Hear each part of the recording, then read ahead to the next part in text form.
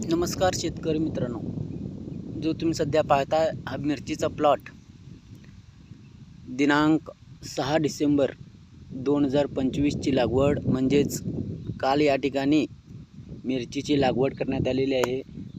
हे क्षेत्र जवळजवळ 100 बाय 165, रुंदी 100 फूट आणि लांबी 165 फूट या ठिकाणी हा मिरचीचा प्लॉट जवळजवळ आम्हाला या ठिकाणी 3000 रोपं या ठिकाणी लागवड केलेली आहे। सर्वप्रथम मिरची लागवड करत असताना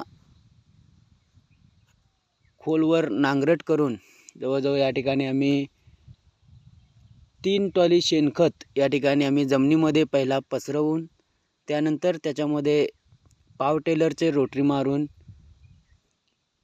4.5 फुटाचे रुंद असे बेड या ठिकाणी पाडण्यात आलेले आहेत। बेड पाडून झाल्यानंतर या ठिकाणी सर्वप्रथम सरी पाडत असतानाच त्या ठिकाणी आम्ही बेडमध्ये बेसल डोस म्हणून या ठिकाणी सुपला 15-15, काही प्रमाणात युरिया आणि निंबोळी पेंड या तिन्हींचा वापर करून या ठिकाणी बेड भरवून त्यानंतर बेड पाडलेले आहेत।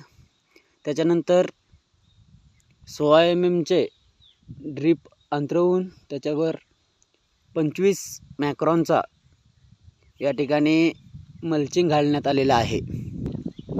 शेतकऱ्यांनी घ्यावयाची काळजी म्हणजे 165 फुटाला या 16 mm च्या ड्रीपमधून पूर्ण ठिकाणी पाणी जाऊन पोचत नसल्यामुळे या ठिकाणी मध्यभागी या ठिकाणी ड्रीपचं टेक ऑफ घेऊन दोन्ही साईडला या ठिकाणी तुम्ही बघू शकता, दोन्ही साईडला या ठिकाणी ड्रीप अंतरलेला आहे। त्याच्यानंतर मल्चिंग घालून तुम्ही बघू शकता ज्या पद्धतीने या ठिकाणी मिरची लागवड करण्यात आलेली आहे। एक लाईन न लावता खरोखरच या शेतकऱ्यानं दोन्ही साईडला म्हणजेच झिगझॅग पद्धतीने या ठिकाणी मिरचीची लागवड केलेली आहे।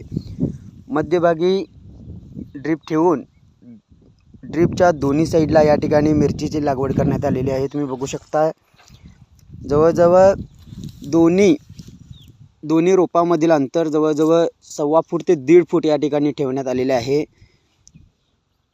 एक रोप ड्रीपच्या त्या साईडला आणि पुढचं रोप झिगझॅग पद्धतीनंच 1.5 फुटावरती या ठिकाणी दुसरं रोप या ठिकाणी ड्रीपच्या या साईडला ठेवण्यात आलेले आहे। अशाच पद्धतीनं झिगझॅग पद्धतीनं खरंच खूप छान या ठिकाणी मिरचीची लागवड करण्यात आलेली आहे। शेतकऱ्याने जर का अशा पद्धतीनं जर का झिगझॅग लावलं तर खरोखरच झिगझॅग लावण्याचे फायदे म्हणजे तुमच्या या प्लॉटमध्ये जास्तीत जास्त रोपं बसू शकतात। त्याच पद्धतीनं ड्रीप उन्हामुळे या ठिकाणी बेडवरील बाजूला जात नाही। शेतकऱ्याने अशा पद्धतीनं जर का लागवड केली खरोखरच शेतकऱ्याला काही प्रमाणात या ठिकाणी फायदा होऊ शकतो।